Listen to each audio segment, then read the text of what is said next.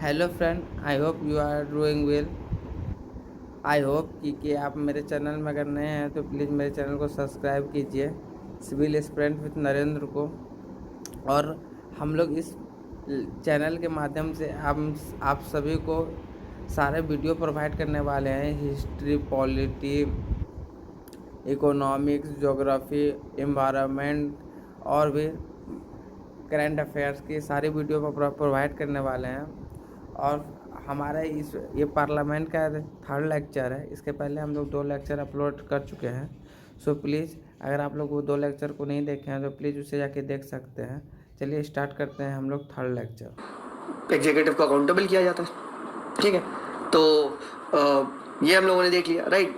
उसके बाद जो थर्ड होता है फाइनेंशियल पावर्स एंड फंक्शंस, तो ये बात अभी हमने पढ़ी, that no tax can be levied और collected and no expenditure can be incurred by the executive except under the authority of the law.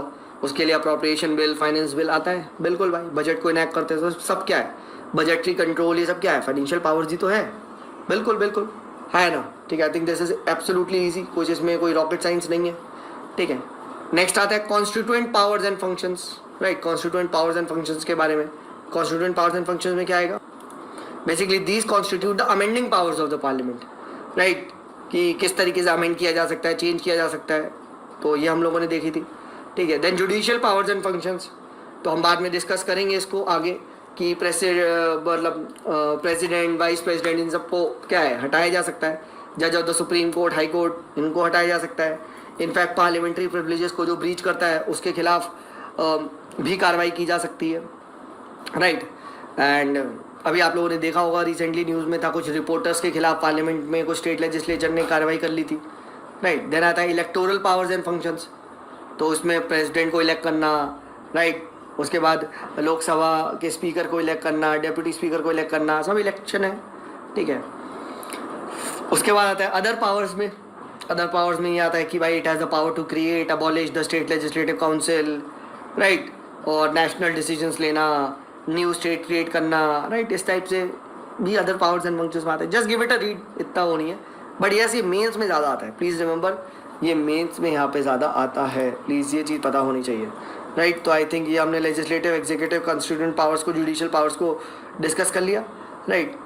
Now let us discuss the ineffectiveness of the parliamentary control. Again, this is also called as the decline of parliament. इस पे भी mains में question पूछा गया है।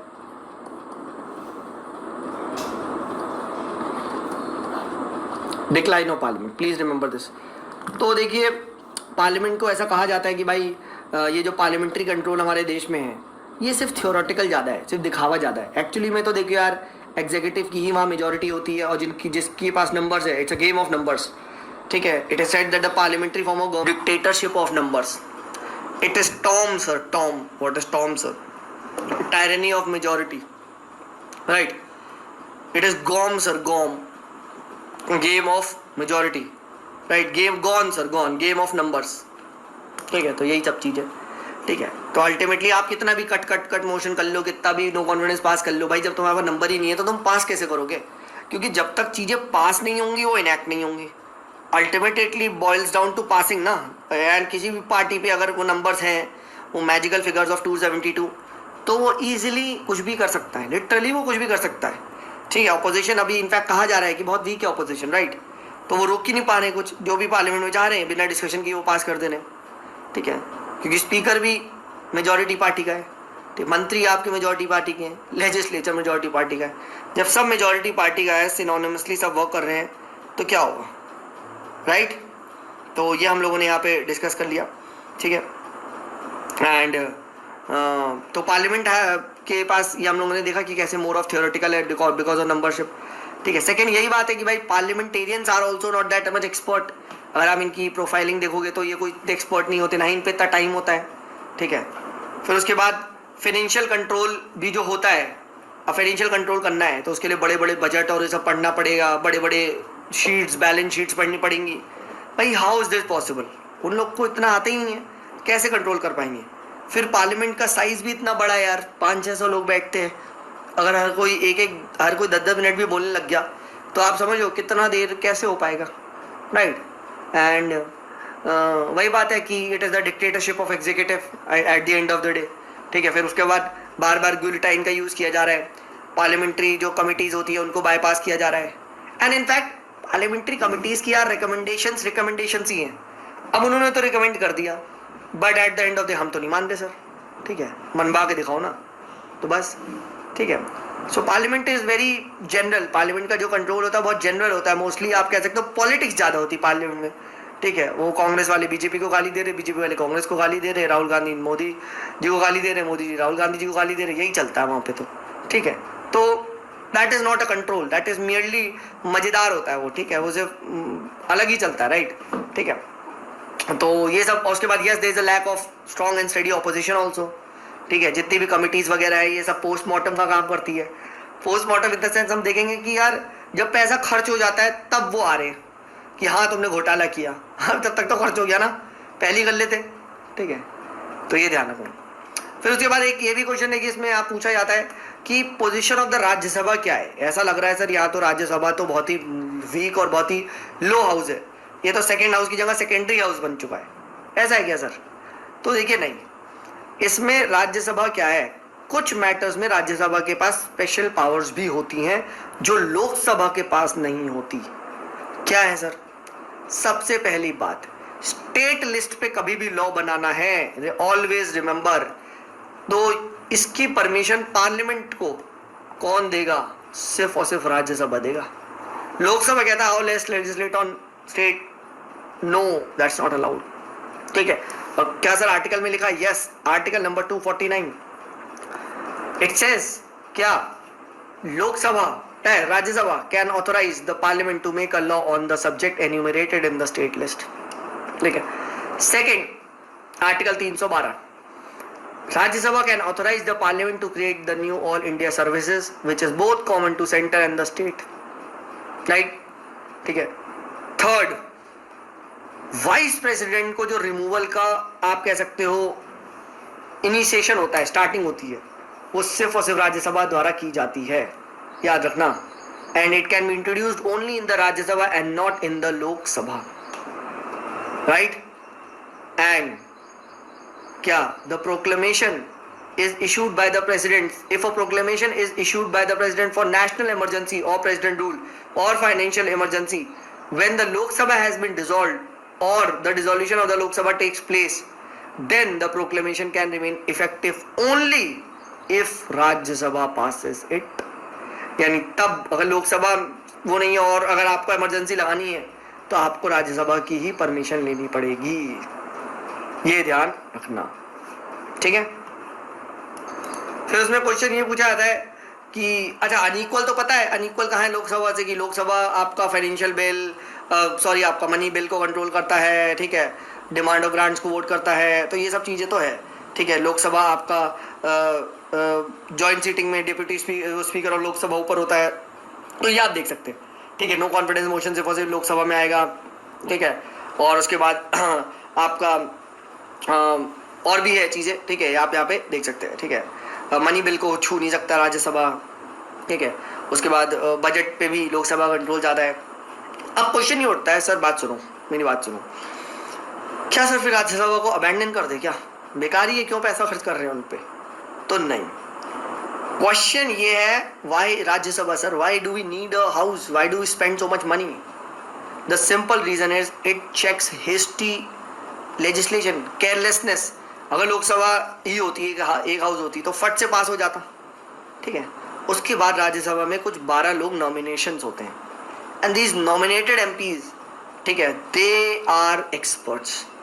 तो जो उनको इलेक्शन नहीं लड़ना वो कैसे लाए, राज्यसभा से आ जाओ, सिंपल एज दैट, ठीक है। तो ये चीज़ इंपॉर्टेंट है, ठीक है गाइस। नेक्स्ट इंपॉर्टेंट आता है पार्लियामेंट्री प्रिविलेजेस। अभी हमने पहले भी डिस्कस किया है कि पार्लियामेंटेरियंस को कुछ स्पेशल राइट्स इम्यूनिटीज दिए जाते हैं, ठीक है, दोनों हाउसेस द्वारा, ठीक है। एंड जो इनके मेंबर्स इनको मिलते हैं, these are called as parliamentary privileges and they are very necessary in order to secure the independence and the effectiveness of their actions with an honour, right. And transparently वो work नहीं कर पाएंगे। अब जैसे freedom of speech है तो वो लोग खुल के डिस्कस नहीं कर पाएंगे, तो उनको बहुत सारी फ्रीडम ऑफ स्पीच मिल रखी है। और मेरे भाई इतनी सारी अब मिल रखी है कि अब वो लिटरली मिसयूज़ करते हैं, वहाँ लिटरली गाली गलौज चलती है, ठीक है। एंड बट ऑब्वियसली बात है, the courts can not intervene in the parliament, ठीक है। ये भी एक आप कह सकते हो पार्लियामेंट्री प्रिविलेजेस ही हो गया, ठीक है। अच्छा, पार्लियामेंट्री प्रिविलेजेस याद रखना दो तरीके से, एक इंडिविजुअल प्रिविलेजेस है और एक है कलेक्टिव प्रिविलेजेस है, ठीक है। अब जैसे क्या क्या कलेक्टिव प्रिविलेजेस है, that parliament can restrict anyone to publish its reports, debates, proceedings, right? And similarly, it can give anyone the chance to do the same, ठीक है। तो ये ध्यान रखना। Similarly, बाहर के लोग को it can, if it want, it can exclude the stranger, कि भाई आप मत आओ हमारी प्रोसीडिंग में, मत देखो। कोई सीक्रेट सीटिंग करनी है, कोई जहाँ कोई मीडिया नहीं होगा, कर सकता है, ठीक है। समझो, it has the right to receive immediate information for the arrest, detention and conviction of a member. अगर कोई मेंबर हो रहा है तो इमीडिएटली पार्लियामेंट को सूचित करना पड़ेगा, राइट। सिमिलरली इंडिविजुअल प्रिविलेजेस में भी आता है कि भाई एमपी को आप 40 दिन पहले और 40 दिन बाद सेशन के अरेस्ट नहीं कर सकते। बढ़िया सी सिविल केसेस में, क्रिमिनल केसेस में नहीं। ये पता चले वाह गोली मार के भाई पार्लियामेंट्रेरियन हूँ मैं तो बैठ जाऊँगा, ना ना ना, ठीक है, तब तो आपको अरेस्ट हो गए, ठीक है। फिर फ्रीडम ऑफ स्पीच इनके पास बहुत ज़्यादा होता है, ठीक है। And they are exempted from the jury service. Court इनको नहीं बुला सकती कि सर आप आके गवाही दो, सॉरी सर हम देश के लिए लॉ बना रहे हैं, ठीक है। तो ये यहाँ पे ध्यान रखना। अच्छा, द क्वेश्चन है कि सब ब्रीच ऑफ प्रिविलेज में क्या कोर्ट से इंटरवीन करती है? नहीं, ब्रीच ऑफ प्रिविलेज में भी पार्लियामेंट ही खुद देखता है। This is what is called as the judicial functions of the parliament, right. तो courts etcetera cannot intervene in the matter of the breach of privileges, right. ये यहाँ पे ध्यान रखना। And the worst part about this is कि इसको properly codified नहीं किया गया है, ठीक है। प्रॉपर रूल्स रेगुलेशन लॉज नहीं बनाए गए इन प्रिविलेजेस पे, तो बहुत ही रैंडम होती है। कभी भी पार्लियामेंट किसी को भी पनिश कर देता है, इसलिए बहुत ज़्यादा क्रिटिसाइज किया जाता है, ठीक है। एंड क्या सर ये कहीं कॉन्स्टिट्यूशन में लिखा है प्रिविलेजेस का? यस, आर्टिकल 105 के अंदर it expressively mention the two privileges, the freedom of speech in parliament and the right to publication of its proceedings।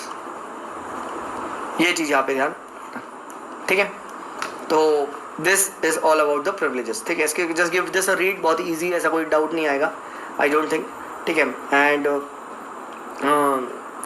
Then हम इसको आगे डिस्कस करेंगे, ठीक है। नेक्स्ट आता है थोड़ा सा concept of sovereignty of parliament. Again ये भी क्या है, मेंस में ज़्यादा आता है, राइट। सॉवरेनिटी की क्या is the doctrine of sovereignty of parliament, क्या हम इंडिया के पार्लियामेंट पे वैलिड है? एक्चुअली में देखिए जो doctrine of sovereignty of parliament है, right, this is valid on the you can say British parliament बहुत ज़्यादा वैलिड होता है। Supreme authority of the state, sovereignty का मतलब यही होता है ना, हाँ है ना, ठीक है। तो जो ब्रिटेन में पार्लियामेंट है, there is no legal restriction on it authority of jurisdiction, हाँ है ना, जबकि इंडिया में ऐसा नहीं है। ये चीज ध्यान रखना, ठीक है। हमारे यहाँ कॉन्स्टिट्यूशन लिमिट कर देता है, ठीक है, हमारे यहाँ कॉन्स्टिट्यूशन लिमिट कर देता है पार्लियामेंट्री की पावर्स को। कैसे सर, कैसे? Written nature of the constitution, सारी की सारी पावर्स लिखी गई है पार्लियामेंट की, पार्लियामेंट क्या कर सकता है। Second, we have a federal form of government, states are autonomous in their own domain, parliament can not intervene in the states affairs. उसके बाद जुडिशियल रिव्यू, ब्रिटेन में जुडिशरी बहुत वीक है, हमारे यहाँ अच्छी खासी स्ट्रॉन्ग जुडिशरी है। Fourth, fundamental rights, parliament can not do anything, है ना, बिल्कुल फंडामेंटल राइट्स है sir. If you violate any right we'll go to the Supreme court, सीधा आर्टिकल 32, आर्टिकल 226। तो बस, तो हमारे यहाँ पार्लियामेंट्री की जो सॉवरेनिटी है वो काफ़ी हद तक रिस्ट्रिक्टेड है। हमारे यहाँ पीपल की सॉवरेनिटी है, बेसिकली कॉन्स्टिट्यूशन की सॉवरेनिटी है, एंड कॉन्स्टिट्यूशन स्टार्ट्स विद